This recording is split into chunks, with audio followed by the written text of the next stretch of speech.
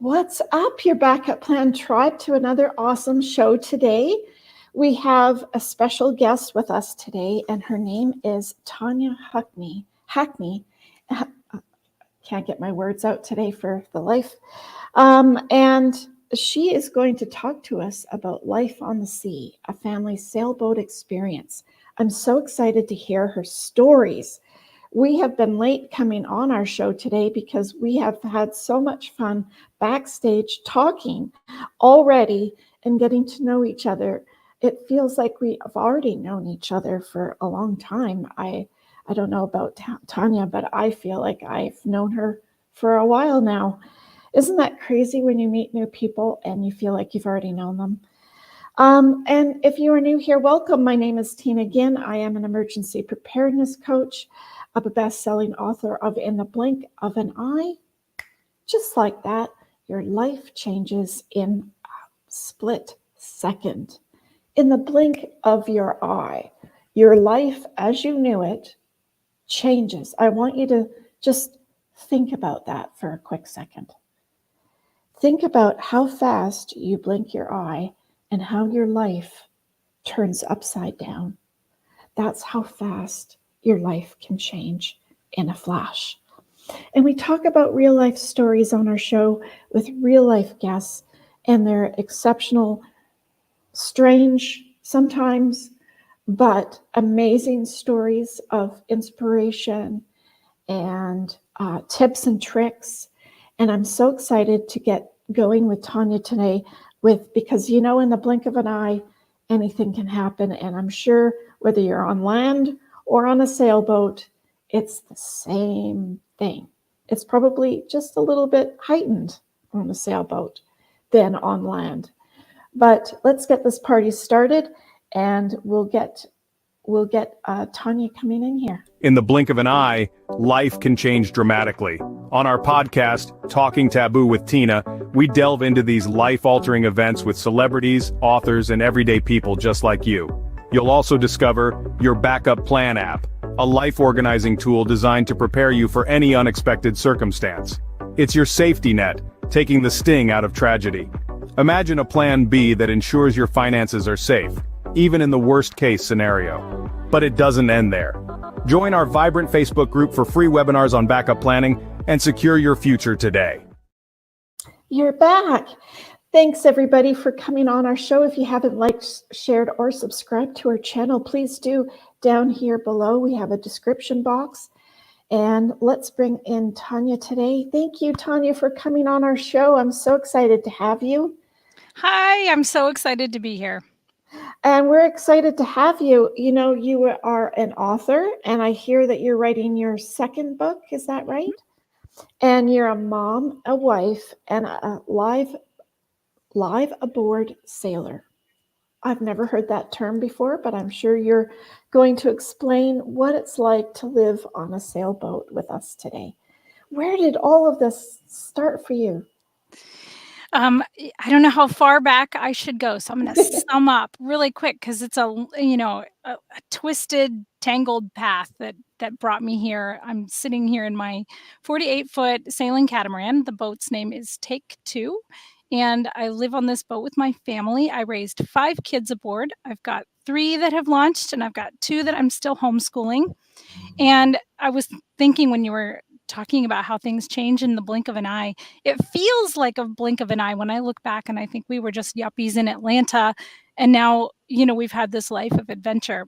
It really wasn't a blink, but there have been times on the open ocean when everything changed, when the wind shifted or the sea state. It feels like a blink, and then things are breaking and waves are crashing over the top of your boat. I've definitely had those moments where what hits the fan. Yes. So where this started for me, I grew up in a pretty typical American, dysfunctional family. My parents stayed married, but it was a rocky relationship. We moved a lot, so I was always having to reinvent myself. I was always the new kid at school. I liked some parts of our nomadic life. My dad really loved road trips, and so I really, really grew to love travel. as an adult, what I thought I wanted was stability. We had Yeah. this when I got married, we had a house with a white picket fence in suburban Atlanta. I was a school teacher. My husband had an IT job, and he sat in traffic every day for an hour and a half on the way, an hour and a half on the way home. And we had built like Usual, right? yes, we had built this perfect, safe, predictable life for ourselves. We started out our marriage in debt, so perfect, like American dream kind of Yeah, the situation, right? usual. And the American dream is built on debt. And we decided that we wanted something different. I thought that I had wanted this physical stability after kind of having this unstable childhood. And it turned out that my stability needed to come from inside and not from outside. I found that after 3 or 4 years in that house, I got a little wanderlust and I was like, okay, we've now achieved the American dream. Now what? And of course, Yeah. now what means a bigger house, nicer car, maybe a couple more kids, maybe you send them to private school, eventually you retire and then maybe you get to travel and then you die, Yeah. according to plan. But I just realized from a few experiences in my young adulthood that things don't always go according to plan. And I had a pretty strong sense that life is short and that I didn't want to spend it in suburbia. And so my husband had grown up sailing, I had not, but Oh, I love the water, I love the ocean. My parents moved to Florida when I was 12, and so I had grown up on the coast. And the summer that my husband and I fell in love, we were 17, we were in high school together, and he was sanding the bottom of his dad's boat. And so we had taken a few trips with his dad and stepmom. And as a newlywed, we had had this really cool trip with them during which I had an epiphany where I said, "Oh my goodness, if we could just do this instead of, sitting in traffic and, investing in our 401ks and doing all the yeah. boring suburban things that we were doing, wouldn't that be great?" But it was kind of a pie in the sky, like how we didn't even know how do you walk away from, normal life. So I'm going to shorten the story. We basically did a massive U-turn. We left the city, we moved back to Florida. We had had a couple of kids. I had been a public school teacher, and I decided, having seen what was on the inside, that I wanted to homeschool my kids. So we were already beginning to pull out of the system. So my husband left his job in Atlanta and he started working from home. I started homeschooling. Little by little, we were kind of extricating ourselves from normal. And we made a 5-year plan and we decided to buy a boat. We bought a small boat to practice on during that 5-year plan. And then at some point, we bought a 48-foot wooden catamaran, and we did not really know what we were getting ourselves into. In fact, if someone had warned us, we might have run the other direction. Oh, for sure. The year that we moved aboard in let's see, we bought the boat in 2008, we moved aboard in 2009. We had an 8, a 7, a 6, and a 3-year-old. Wow. That I had 4 kids. The year that we bought the boat, we had 4 kids under the age of 8. So the youngest one was still in my baby backpack on the day that we went to look at our boat. And we fought a lot of fear, in doing that U-turn and taking those steps. None of it was easy. I can easily tell it in a minute or 2, like, "Oh, yeah, we sold all our stuff and moved onto a boat with 4 kids under the age of 8, no big deal." But all of it step by step was difficult, and downsizing was difficult, and we experienced shrinking pains as we, had to move into a small space together. Um, Did it you think that it was was gonna rewarding. last longer than a year? Like, did you both have goals of, "This is gonna be our new life," or was this just gonna be like, "Let's do this for a year or 2," and Yeah, the boat that we bought is not a boat that you could quickly sell. So I think when we found our boat and we knew that it was the right thing to do, that we were like, we knew that it was the right thing. We pretty much guessed that it was permanent, semi-permanent. So we actually kept the house for a year while we were transitioning to living aboard. We did it in baby steps. It was a bad financial decision because it ended up being 2008, 2009 when the housing market crashed. And so we weren't able to take like this huge chunk of money from the house and pay off the boat. We ended up owning a boat and a house the same year that everything was falling apart. So it wasn't a great financial decision, but we were afraid of making it permanent. We wanted to make sure that we were making a good decision, because you don't move on to a wooden catamaran with 4 kids and then be like, well, that was a fun experiment. Now what? And you've after kind a of week. given up. Right. So we gave it a year. Then we were like, okay, this is going to work. Then we sold the house at a loss, basically. But we were free. We had gotten ourselves out of debt during the early years of our marriage. And so we were really, really free. We had really unplugged in a lot of ways. And then we were just living on this 48-foot catamaran, and we knew we were going to like it. We basically said, we have to like it. There's no turning back. We're going to have to have some really good experiences to make up for some of the bad stuff. In the beginning, everything was broken. The windows the windows would leak, and then my toddler would run around dumping the cups that we put under the hatches to catch the drips. One time we overfilled a water tank, and the floorboards were floating. Basically, I tried to sink the boat at the dock. We had an electrical fire, but we didn't really know, like, it was in this sort of hidden place. Thank God the wires melted and shorted. Otherwise, we would have had a serious conflagration. Yeah. We just sort of smelled something funny, like melting plastic. Yeah. And we tried to chase down the source of the problem, and we couldn't find it. So, we were young and stupid. So after we couldn't figure out what was going on, we're like, well, I don't see smoke. I don't see flames. And we went back outside and finished our glasses of wine. Like, why not? Why not? We know all sorts of things now that we didn't know back then.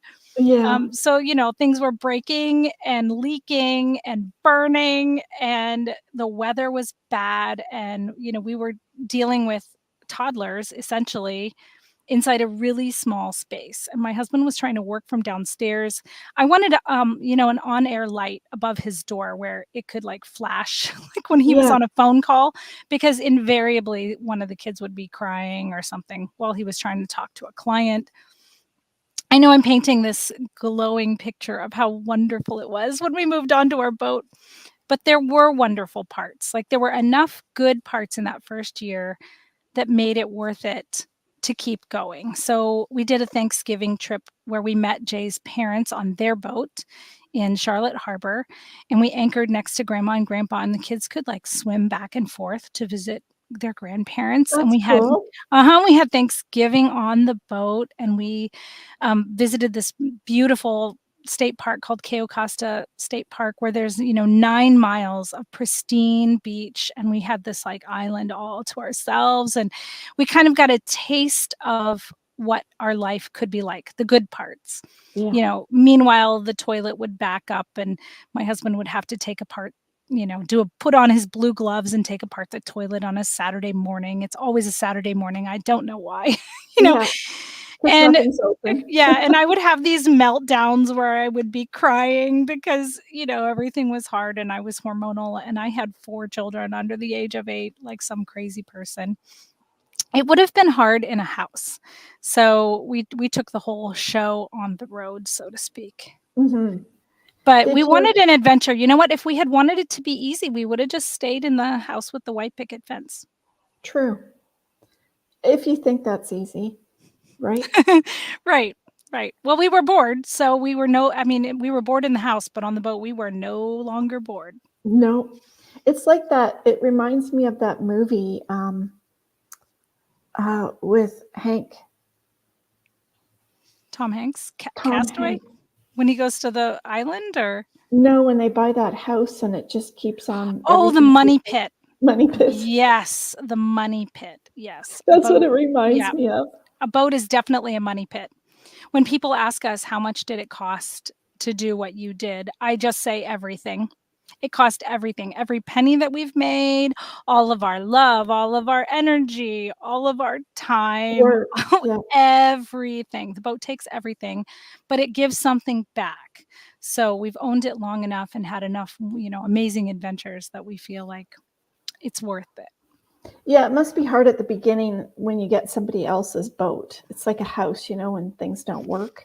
So it's a lot of Yeah. time just to get it all fixed because Yeah. there's going to be maintenance and things that happen along the way anyways, but it's nice to get the other stuff fixed so it's all nice and perfect.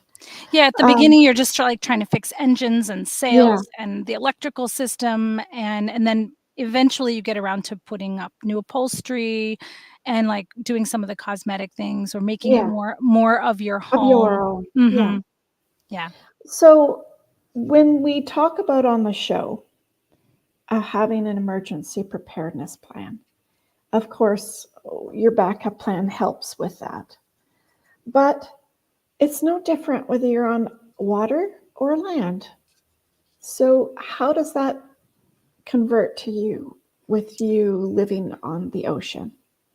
Well, I think if anything else, I think if you live kind of a safe suburban life, you might not you might have, fire insurance or flood insurance. You might have a smoke alarm or, an fire extinguishers and things. You might have some emergency equipment in your house.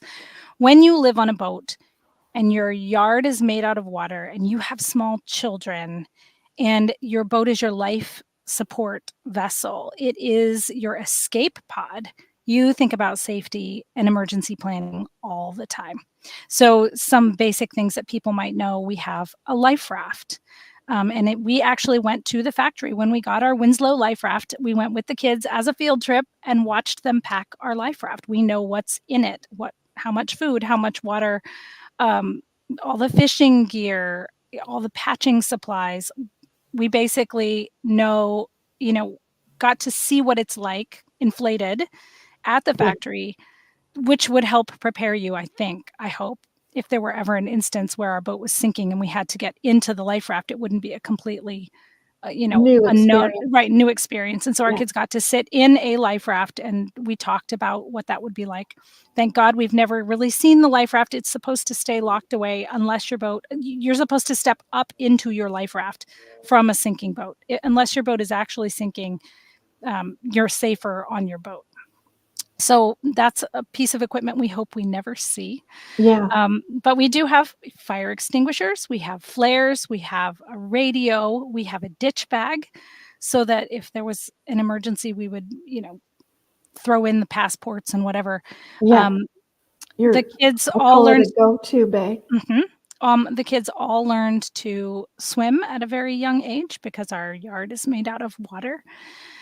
We make our own water with a water maker, so we have Oh, some self-sufficiency. Yep, it's called a desalinator. It uses, what am I trying to say? A reverse osmosis system to turn seawater into fresh water, and that gives us a little bit of, independence, so we're not constantly seeking water, but it means that we are a little bit more self-sufficient. We make our own power, so we have a generator and we have solar panels, and we have oh, lithium batteries that can run refrigeration and lights and computers and pretty much everything you would have inside a household. We carry not just regular food supplies, but also emergency food supplies. So I don't know if you're familiar with the company Thrive. Comes from Shelf Reliance. It's yeah, a Utah company. They sell freeze dried food. And so we carry large amounts of freeze dried food. It's lighter than canned goods. It tastes better than canned goods. It retains its nutrient content pressure. better. Yeah. So we store quantities of food sort of tucked away in various lockers.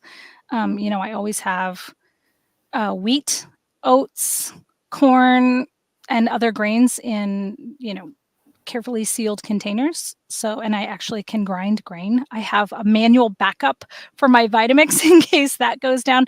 So sometimes, you're a long time between grocery stores Yeah. and you need to be able to feed your Make family something. Yeah. from what you have. So I bake my own bread, I grind my own grain. I can make my own pasta. I don't do it very often, but I have even on my boat with this tiny space, I still have my Atlas pasta maker. So Oh, cool. I kind of went above and beyond in the food prep department, but I love to cook. So and feed people. So I have a lot of supplies and tools and things like that. So food, water, power, we think about all of those things. And of course, we have a dinghy, which is kind of like the family car.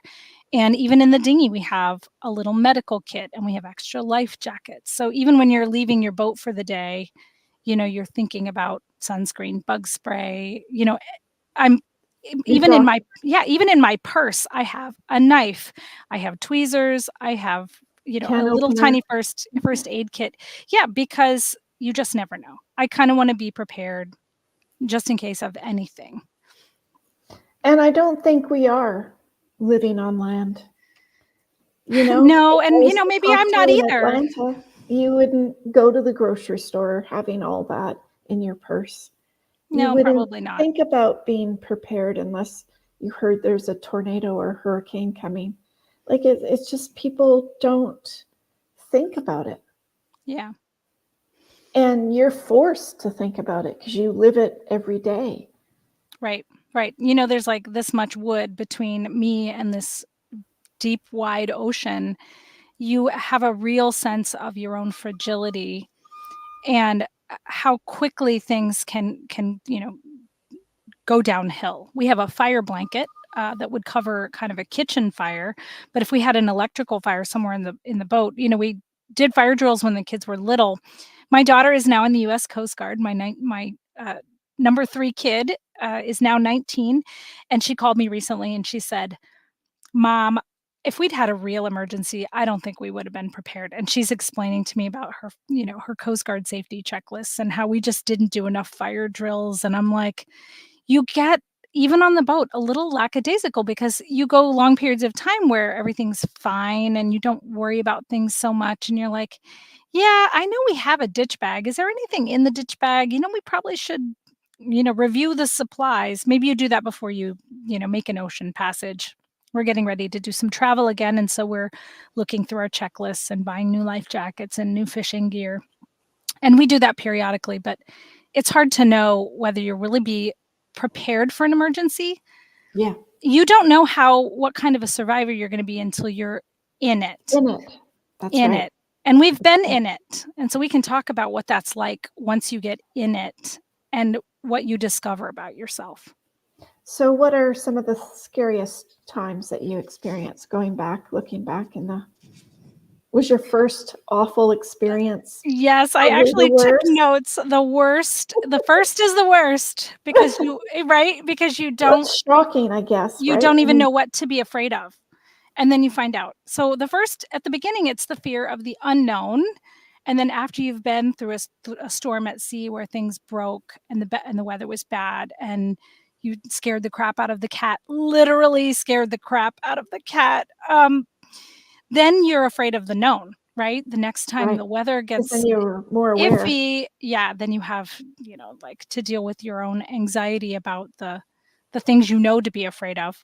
Mhm. So we traveled for about a year before we came back to the dock to have our 5th baby. So I was pregnant. We were traveling in the Bahamas with our 4 little kids. I think our oldest was 9 at the time.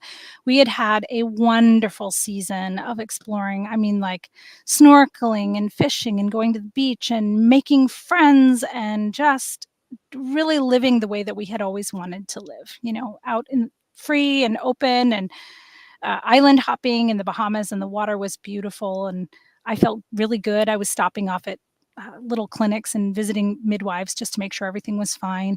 And then we came back to Florida, or we were planning to come back to Florida to have the baby at a birthing home in Sarasota.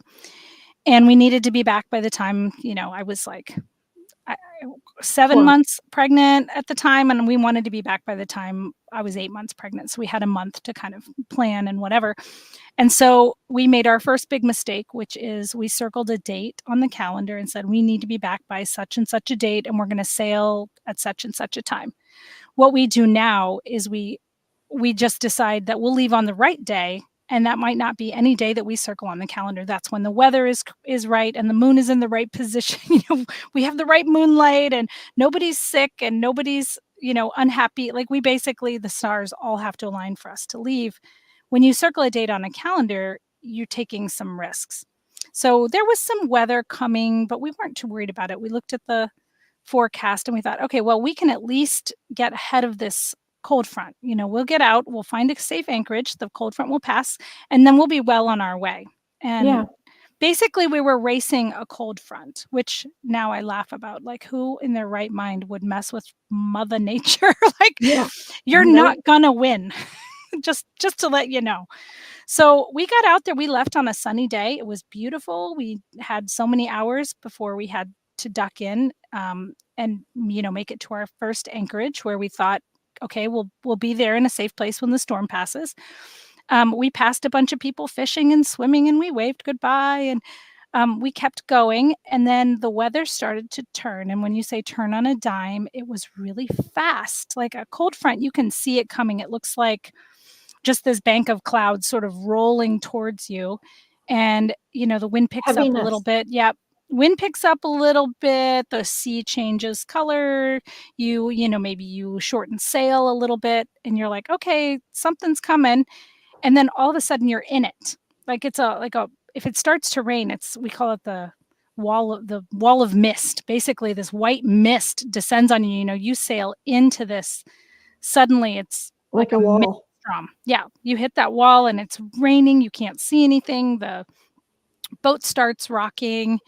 My kids are looking to me and to my husband to see how they should respond. And so one thing I discovered about us is that we are able to stay calm. Now, I'm a person who freaks out about everything, like stupid things I freak out about. But when it's really serious, I get really calm. So actually now they know when something's really wrong. They know if I'm freaking out, it's probably bad. But if I'm calm, it's bad. Yeah. So we stayed really calm. My husband was managing the boat. I was staying inside. We were running engines and sailing, and we were like, okay, we can still make it to the anchorage.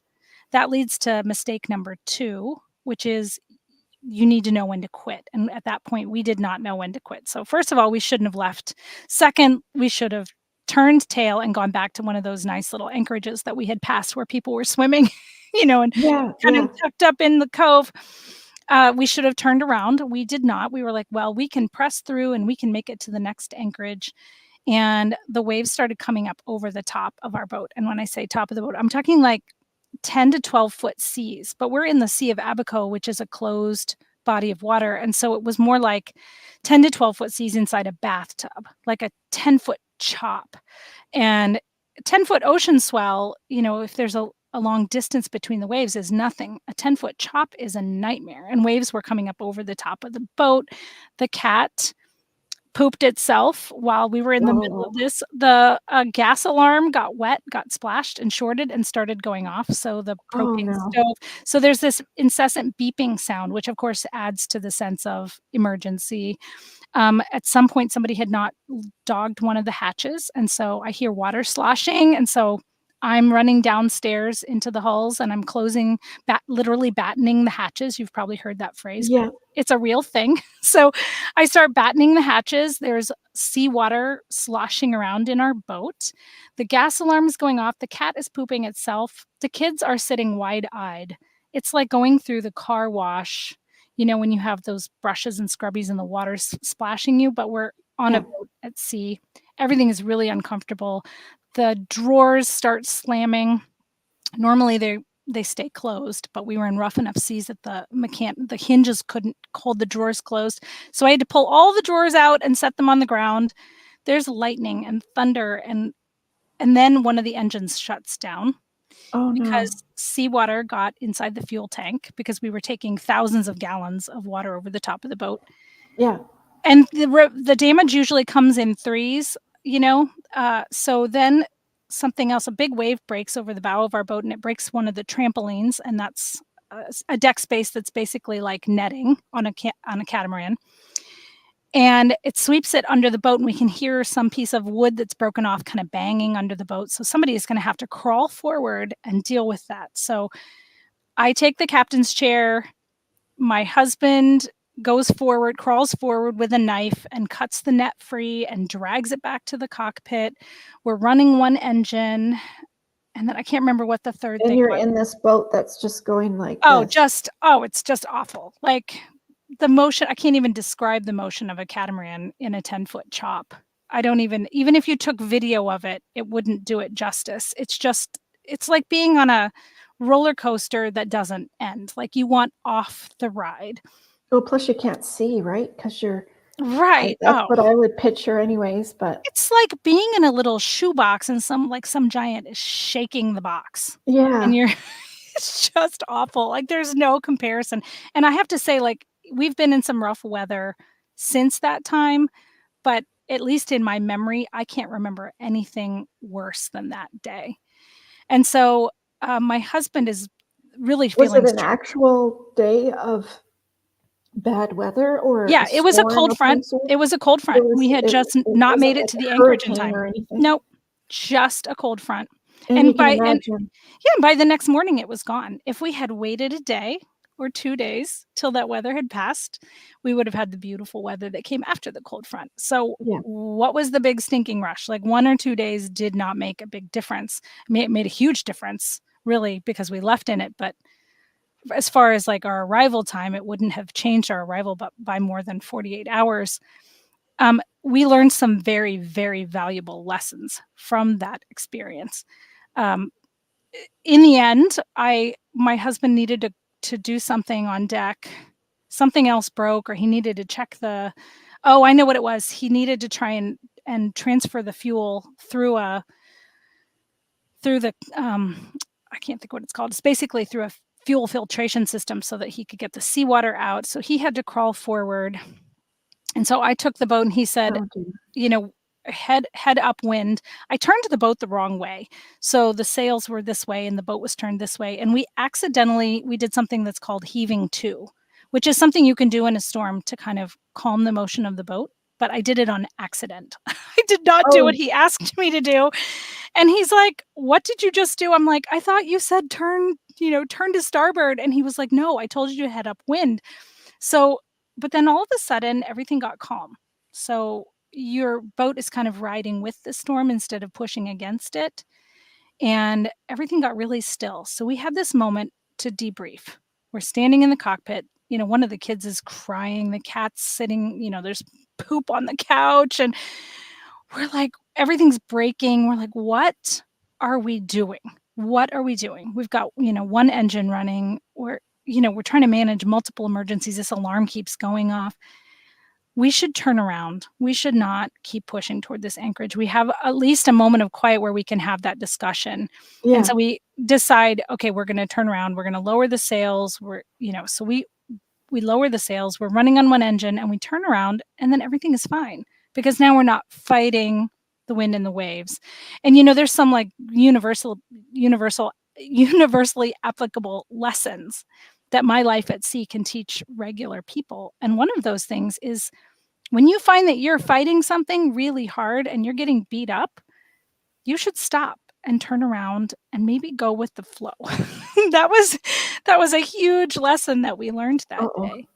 And we went and we found a safe anchorage and we licked our wounds and we spent Hold on. You're frozen. Hold on. Wait till she comes back. From my end, I can still hear you and see you. There we go.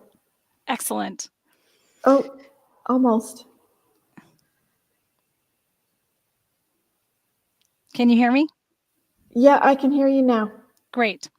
So we found a quiet anchorage. We anchored the boat. The storm kind of turned off because we were tucked up behind this island. We had a chance to just decompress and relax and assess the damage. My husband was able to polish the fuel to get the water out It and should fix the. catch up now. Hold on. It should Okay. catch up. Your voice and your person is going different. I don't know. It's hard to catch your words. Hold on one sec. See if it Sure. comes back. You just have to say something just to see if we get you because your picture's Okay. frozen. Yeah. There we go. From my aspect, it looks normal. I don't see the freezing happening. So it's Oh, Something that you're seeing that I'm not seeing. yeah, you're frozen. Do you want me to try and leave and come back? Maybe try that just because it's been a lengthy time where it's frozen, but you're still there. Okay, I can try Okay. it. Oh, you're back now. Okay, well, There we go. I'll just keep going.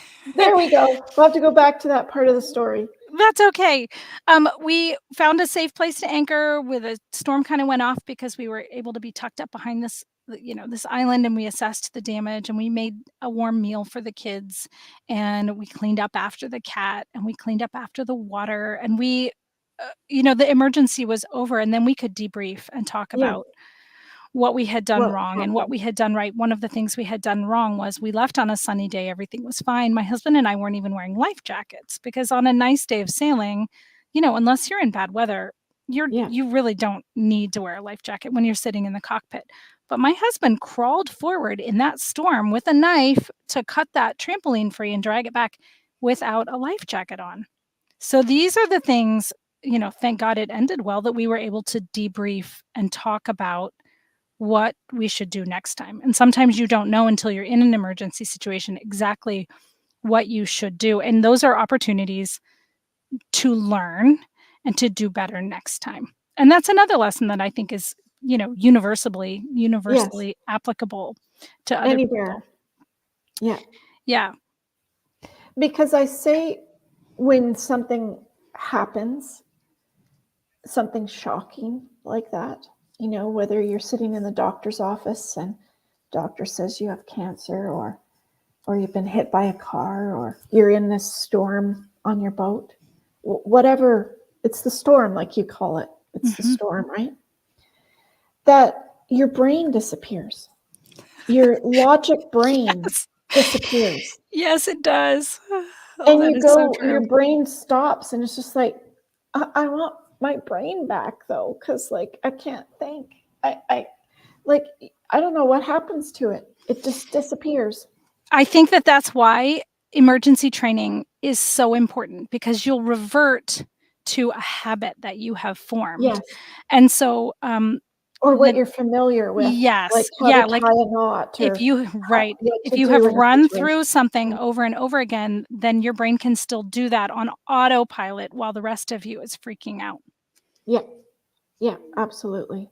Yeah. So do you think it happens to kids too? Does this logic brain disappear with them, or do they just not have that fear yet so that doesn't affect them? Well, I don't know at what age where it appears, but I can tell you there was an instance where my toddler, at the time, my 5th baby was 2. She was, toddling on the dock, and, we were walking up to go to the library or something like that, and she was distracted by something on the dock, and she actually toddled off the edge of the dock and into the water, which wasn't really cause for alarm, like, everybody knows how to swim, and we're in a marina, there's ladders, Yeah. but we had, like, a little freak out. I put my purse down so I didn't drown my phone. I jumped in the water with her. She did what she was supposed to do with her emergency training. She got on her back and floated like a starfish. I was very proud of her. I told the other 2 kids that were on the dock, "Run down and get your dad. Tell him that Rachel fell in the water and to bring the dinghy around." I should have just crawled out on the swim ladder of this boat that was docked there, but I didn't. Again, my brain kinda turned off, so I didn't think of that. And then the funny part of that story is that my son, who would have been like 10, 11 at the time, my oldest one, uh, had been in the bathroom when one of the kids ran in and said, "Rachel fell in the water. Bring the dinghy. Bring flotation." And he kind of panicked and he ran out of the bathroom and like got onto the dock without any pants on. So Oh, geez. so that will tell you, yes, it happens to kids too. Their brain kind of turns off. That was a fun family meeting afterwards where we talked about like, here's what we should do if somebody falls in the water off the dock. And of course, it never happened again. But But you I'm not never sure, know. like, you don't know what to prepare for. Like, some things you know to prepare for, and other things you don't really know. Even if you know, "Okay, someone could fall off the dock, here's what we would do." In each marina, the situation might be different. Be a little In different. each Yeah. anchorage, it might be a little bit different. So, it's good to have those debriefing and those conversations. Some things you can prepare for, some storms you can prepare for. We have weathered 6 named storms on our boat. None of them serious hurricanes, most of them tropical storms. Those things, you have plenty of notice. You have plenty of time to prepare and think ahead and get your lines tied or get anchored in a safe place or leave that place and go to another place. You have lots and lots of time to prepare for. So some situations in life you can plan for. And then other situations like that cold front or like A regular a disrupt. thunderstorm. Yeah, a regular thunderstorm can pack 50 knot winds. I mean, it's crazy. We were off of the coast, off of Cape Canaveral one time, and we got hit by a summer thunderstorm, and there was a cruise ship a mile away from us, which is something easily seen. It was a complete whiteout. We never even saw that ship. They would have just run smack over us if we hadn't known where they were. There was 360 degrees of lightning. The sea went from calm to crazy in just moments. And those are the things that you can't prepare for, in which case you kind of have to lean on You have to have the the preparedness skills beforehand. ahead of time. Right. And that requires, problem solving and flexible thinking and the ability to maintain Control. calmness and control. Yeah. Yeah. Not freaking out. So some storms in life you can prepare for. You see them coming and you can take steps to, reduce risk. And other storms, they just fall upon you and you have no control at all. And you're in the thick of it before you even know what's happening. And you just have to roll with the punches. Yeah. And those are two very different skill sets, but both necessary. Absolutely. And with the sailor quotes, isn't that like with those storms? I mean, storms on the ocean can turn just like the snap of your fingers, really, can't it? Yeah. When our last passage, we did a 3.5-year circle of the Caribbean. Our kids at the time, our oldest when we were coming back was 17. So he'd been on the boat since he was 7. So we had been traveling for 10 years at that point. We were seasoned sailors. We were, we could handle pretty much any condition at that point. We had crew You that would were think so after 10 helpful. years, right? You would think so, wouldn't you? You would think that we would be able to manage everything. We still keep learning new, we keep making new mistakes to learn from, but we try not to make the same mistakes twice. Yes. Yeah, so our kids were like 17, 16, 14, 11, and 8 at the time. And we had chosen whether to come back from Mexico. We had finished a 5,000-mile loop of the Caribbean. We were heading back towards Florida to complete our circle. And we picked a day from Mexico towards Florida where we know we're not even going to be sailing. We picked motoring weather. We didn't even care. We're like, we'll just burn the fuel. We just want calm seas. We've had enough stormy days on this trip. We're just going to pick a really nice passage. And when you know it, that we're off the coast of Cuba, we've been motoring, we've been listening to music and reading books and watching movies, like a fun passage, like bored because it's so nice. And then we see this big bank of black clouds coming. And we know we're getting ready to get in the thick of it again. And I'm so mad at that point. I'm mad at the ocean. I'm like, she is such a fickle friend.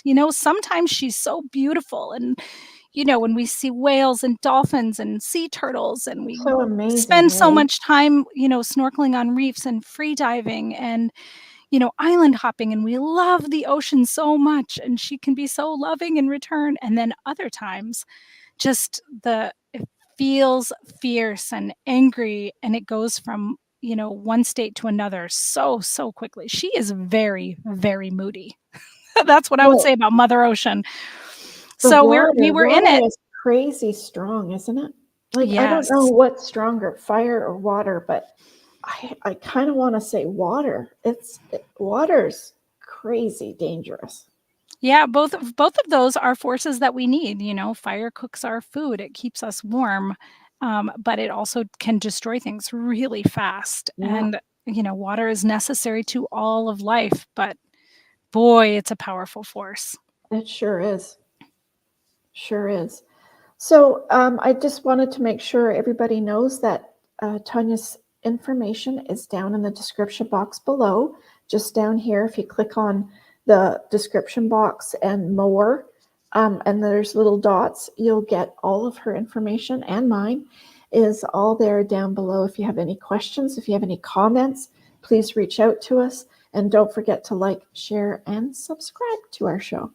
So Tanya, I just, I think that you have so much adventurism in you and so much strength, and it's quite amazing, actually, to what you've been through, because I can't even imagine. But Well, we put ourselves through it, so it was by you choice, I have to did, yeah. say. Some of it is because we chose it. We chose a hard life instead of, an easier life. So it wasn't like something happened to me, and we've never been attacked by pirates or eaten Yeah. by sharks or shipwrecked. We have run aground, but most Are you of the stories prepared for pirates? I Because I really know don't. we've heard that it happens, right?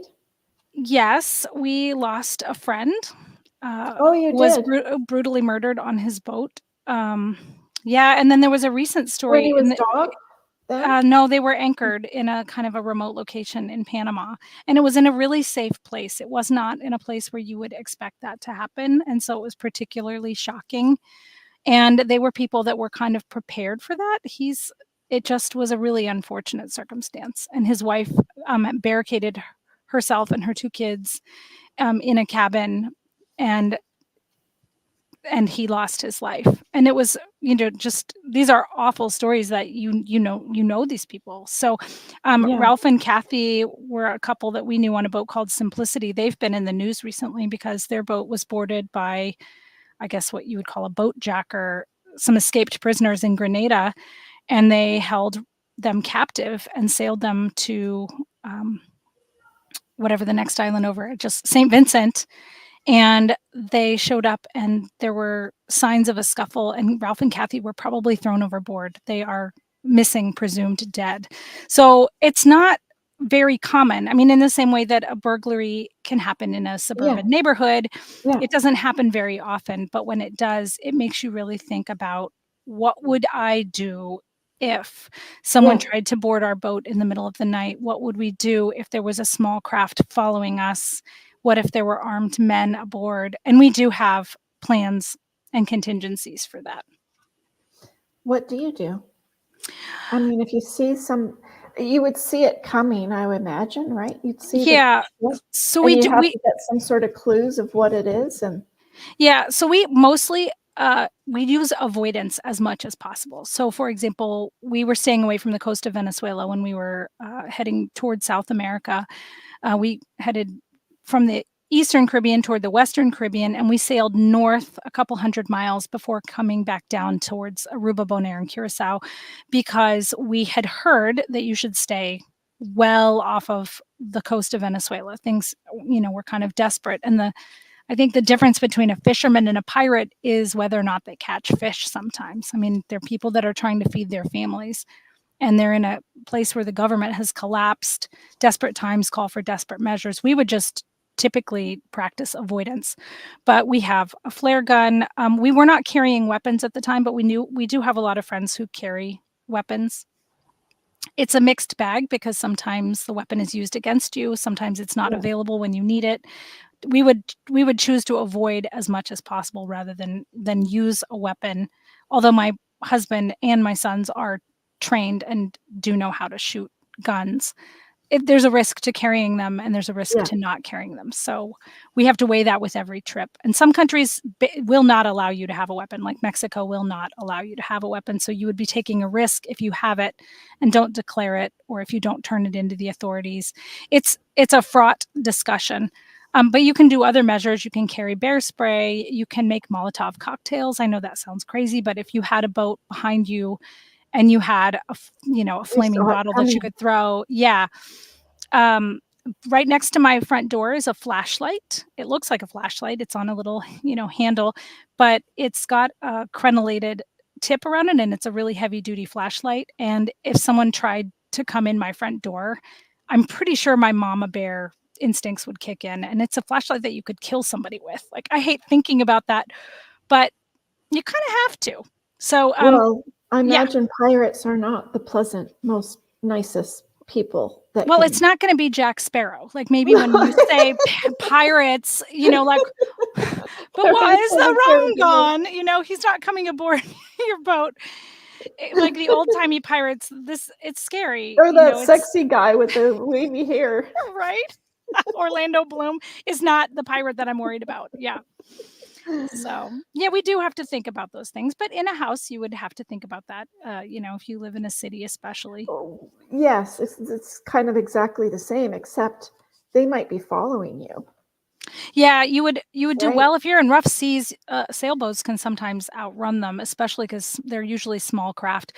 We typically just stay offshore. So if we hear reports of piracy, for example, off the coast of Honduras, You would hear that then? You yeah, would there's a safety and security network, I can't remember what it's called. There's a website that you can check where there've been recent reports of piracy. So when we left Panama in 2018, we were sailing north, and instead of staying 100 miles offshore, we stayed 200 miles offshore. We stayed off the Cayman Banks as much as possible, thinking that little boats need shore support. And so if you stay way offshore, it's going to be much harder for them. And we ran dark. We turned off lights and radio because if they can't see you, then you don't have to worry as much. They'll jam radio signals with music so that you can't call for help. And so oh, those are one of the things that you would know that you're in trouble if you're listening to music on your VHF radio and you can't call for help. That has never happened to us, but we have heard we hear that stories. happens. Yeah. So when you hear those Yeah, things, then you yeah. you change course. You do something different. And I think that's true in life as well, especially if you know somebody when something happened to them, it makes you think about how you would handle What it and you if? might handle it differently. Yeah. What if it happens to us? Right. Yeah, So every time makes you something think. happens, it's an opportunity to learn something new and to add Yeah, more strategies to your, survival skill set. absolutely. Well, that was quite the stories there of life on the ocean, because it's so interesting how it relates to life on land. Like it's exactly the same. It's just that we just don't take the time to be prepared until we have that fire in the kitchen. And oh, we should have that fire extinguisher. Oh, and it's just all of these things that we just don't do or think about. Or maybe because we don't know what we're going to need. Yeah, I was Maybe. gonna say sometimes you don't know what you don't know, and Yeah, you don't find out unless you it learn from happens. someone. It happens to someone you know or love, or it happens or something happens to you where it's a close call, and then you Yeah, think, "Okay, next time we're gonna do this differently." yeah, yeah, absolutely. Like, because visiting a new city could be scary too, and tragic. You could be in a hotel room or an Airbnb, and I mean, it Yeah, happens, right? it does. What kind of, although I'd like to hear more of the story, what kind of final message would you like to give the listeners? Well, I was thinking about that, bag of tricks, that the survival strategies that we've developed over the year, and I think that they fall into 4 basic categories, and that is mind, body, spirit, and heart. And whatever kind of emergency you might be facing, or what kind of storms in life or at sea you might be facing, in those 4 areas, preparedness can make a really big difference. So, mental preparation, your mind to leave yourself an out. We now, after we've had some bad experiences, when we leave on a day, we try and look at our charts, we study our route, we kind of make a contingency plan for, Look like, at well, the weather. we definitely study the weather, and we don't leave if we know things are going to be bad, but things will find you. Bad weather will just pop up. But Yeah, we always try and leave ourselves an out. Is there a safe harbor that we could tuck up into if things get bad? We look at a way to kind of get out of it. So you leave yourself a little bit of a route of escape, and that's something that's universally applicable. yeah, Um, we make a plan. We just make a plan. The plan never really goes according to our plan, but we do make a plan. You can always deviate afterward, but we yeah. always make a good plan and know where we can shelter along the way. We've built knowledge and skills ahead of time. We did medical training. We did sailing classes. We had navigation classes. I took a safety at sea seminar. Um, we study bush medicine. I mean, we had some knowledge, tucked away, for just Just in in case. case. Yeah. And then so you have mind, body, spirit, and heart. So bodily preparation, for me, that means having the boat and the crew in good working order. That means, taking care of our bodies so that the crew is healthy. We don't leave when kids are sick or unhappy. We try and make sure that everybody's in good shape and in one piece before we go anywhere. We try to keep the boat in good working order. That means, maintenance. That's true for your car. It's true for your house. It's true for our boat, that you can do a lot of emergency prevention by taking care of things ahead of time, physically taking care of things. Um, as far as spiritual preparation goes, I have a lot of fear and anxiety. Every time we start thinking about going somewhere and untying the lines, I start waking up in a cold sweat, with my heart pounding. And I'm like, what if this and what if that? And the what ifs start Yeah. spinning inside my head. And if I didn't have a good way for dealing with fear and anxiety, honestly, I would still be living in the house in Atlanta.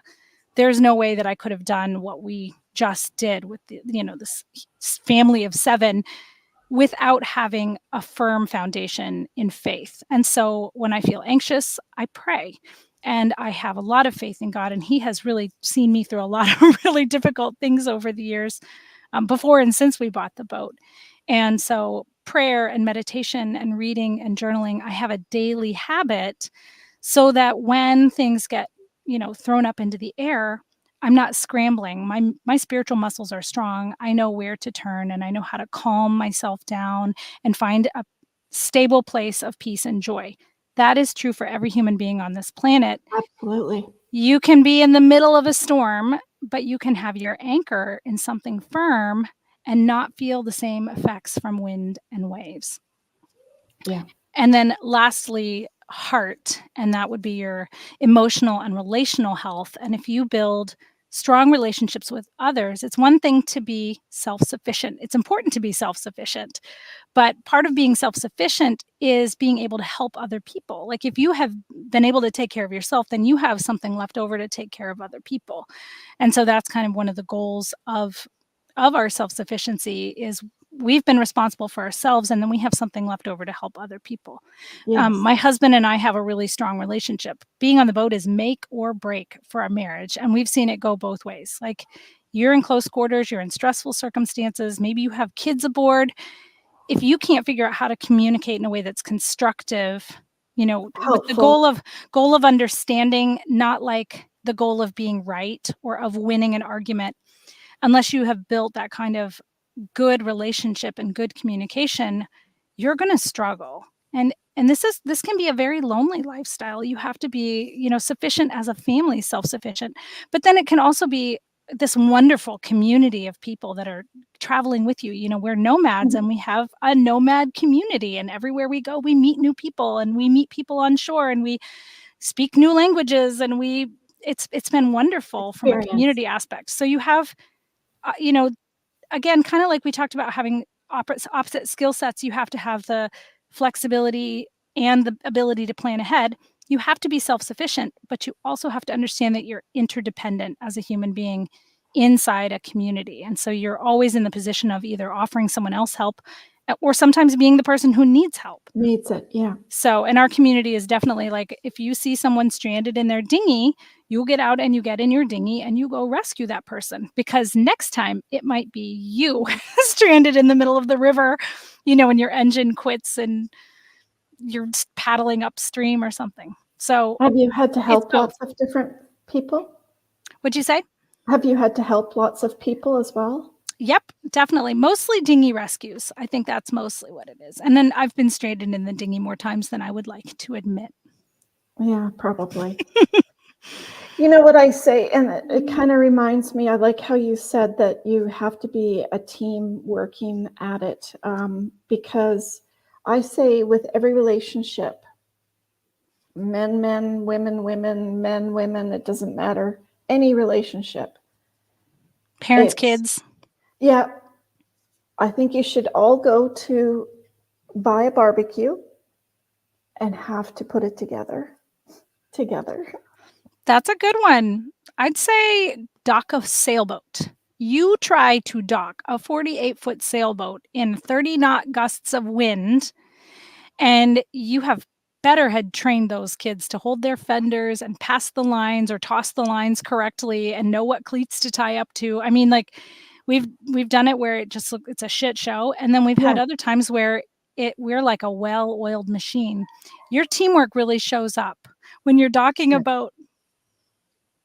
And I think, like you said, because you can't be just yelling at each other, just like, You because can, but it doesn't work.